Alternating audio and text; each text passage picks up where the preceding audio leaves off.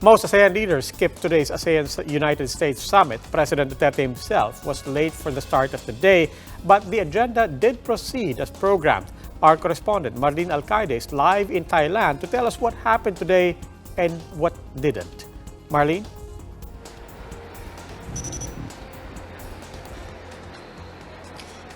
The ASEAN-United States summit pushed through this morning, even if majority of the ASEAN leaders skipped today's summit.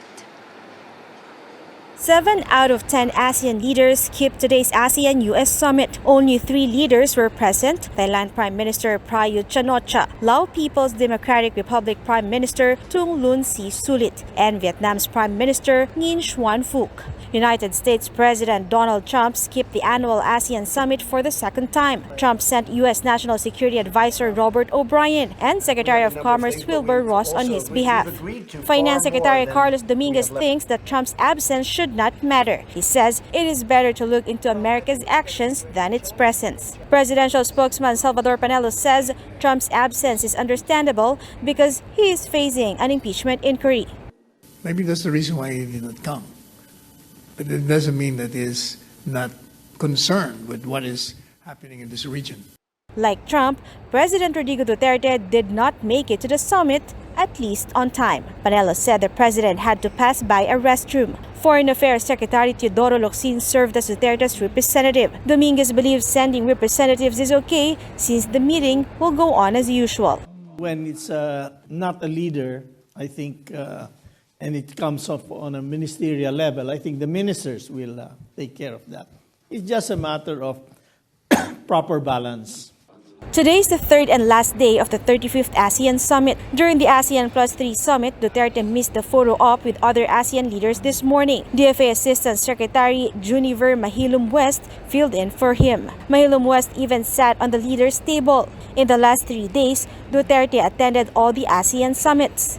He has been actively participating in the summit. The president raised issues on the West Philippine Sea, saying freedom of navigation and overflight should be observed. He also asked ASEAN to help resolve territorial disputes in the waters through the immediate completion of a binding code of conduct for China and other Southeast Asian countries.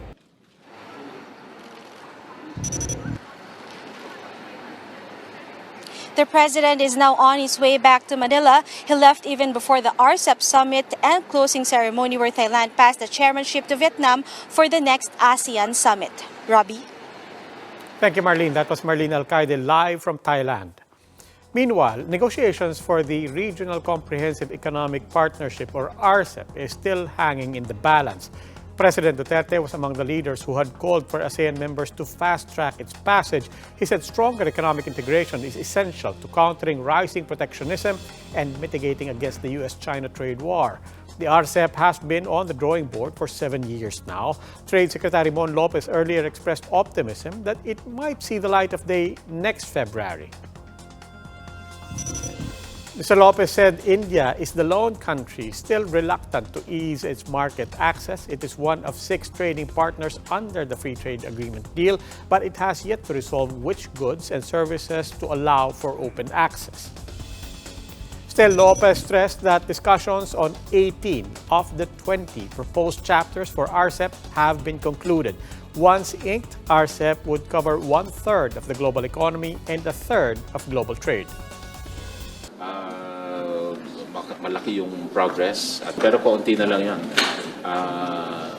Siguro masabi nating 85% ayos na doon. So may ilan na lang mga produkto na mga gusto nating maipasok pa or kaya ay may nire-request din sa atin yung mga ibang bansa.